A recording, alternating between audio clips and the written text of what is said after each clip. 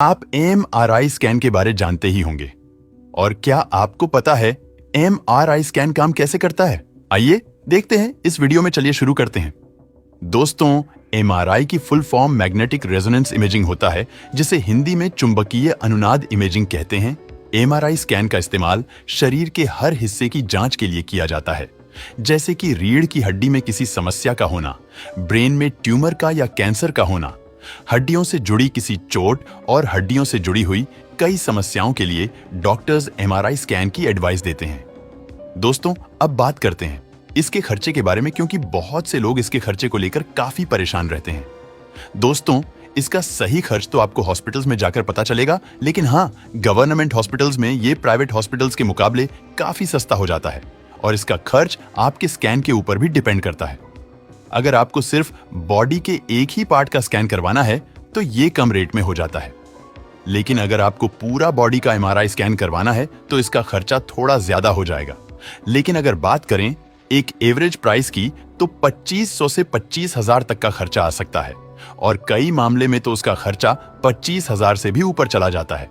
दोस्तों, अब बात करते हैं कि एमआरआई स्कैन किया कैसे जाता है। इसको करने के लिए पेशेंट को एक मशीन पर सफेद या नीले रंग के एक खास ड्रेस को पहनाकर लिटाया जाता है।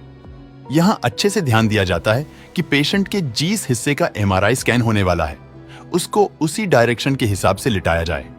पेशेंट का एमआरआई होने से पहले उसके शरीर से सारी मेटल की चीजें उतरवा दी जाती है, जैसे कि कड़ा, अंगूठी, चैन आदि।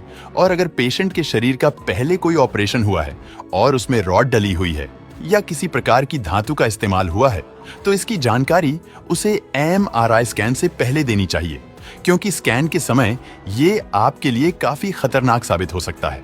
अब इस प्रक्रिया के बाद पेशेंट को एमआरआई मशीन के अंदर भेजा जाता है। अब मशीन के अंदर लगे बड़े बड़े मैग्नेट और रेडियो वेव्स की मदद से बॉडी के अंदरूनी हिस्सों और अंगों की तस्वीरें निकाली जाती हैं। जब हमारा ये स्कैन होता है तो उसे कंप्यूटर द्वारा ऑपरेट किया जाता है। इस कंप्यूटर को एमआरआई की चुंबकीय तरंग से बचाने के लिए अलग कमरे में रखा जाता है। एमआरआई स्कैन के दौरान हॉस्पिटल्स में पेशेंट को हेडफोन पहनाए जाते हैं, क्योंकि मशीन के अंदर जो तेज आवाज पैदा होती है उससे पेशेंट को किसी प्रकार की घबराहट ना हो। इसी दौरान डॉक्टर्स पेशेंट को कई बार सांस लेने और रोकने के लिए भी कहते हैं। अलग अलग पेशेंट की समस्या पता करने के लिए टाइम थोड़ा आगे पीछे हो सकता है। दोस्तों, अब पता चल गया होगा कि एमआरआई स्कैन किया कैसे जाता है। आइए अब जानते हैं कि एमआरआई स्कैन होता क्या है। दोस्तों, है हमारा स्कैन सबसे आधुनिक और बॉडी के अंदरूनी हिस्सों की तस्वीरें लेने वाली अभी तक की सबसे अनोखी टेक्नोलॉजी है। इस मशीन से डॉक्टर्स बिना ऑपरेशन करे और शरीर के अंदर किसी उपकरण को पहुंचाए बिना ही शरीर के हर एक अंदरूनी अंग को काफी सटीकता से देख सकते हैं, जिसके बाद डॉक्टर शरीर में हुई छोटी से छोटी समस्या का काफी आराम से पता लगा सकते हैं।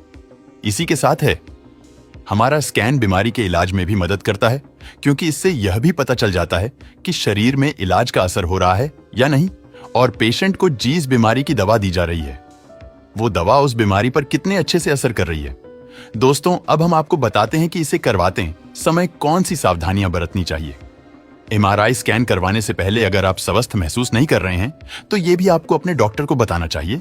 और मोस्ट इंपॉर्टेंट, एमआरआई स्कैन करवाते समय कई लोगों के दिमाग में कंफ्यूजन पैदा होती है कि इसको करवाने से पहले खाना खाना चाहिए या नहीं। तो आपको बता दें, यह आपके डॉक्टर्स पर निर्भर करता है कि वो क्या कहते हैं।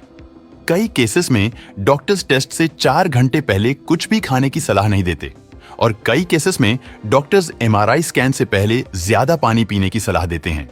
लेकिन ये सब पेशेंट की बीमारी और डॉक्टर्स पर डिपेंड करता है। उम्मीद करते हैं कि इस वीडियो से आप सभी की काफी हेल्प हुई होगी, और जानकारी पसंद आए हो तो वीडियो लाइक और शेयर करें।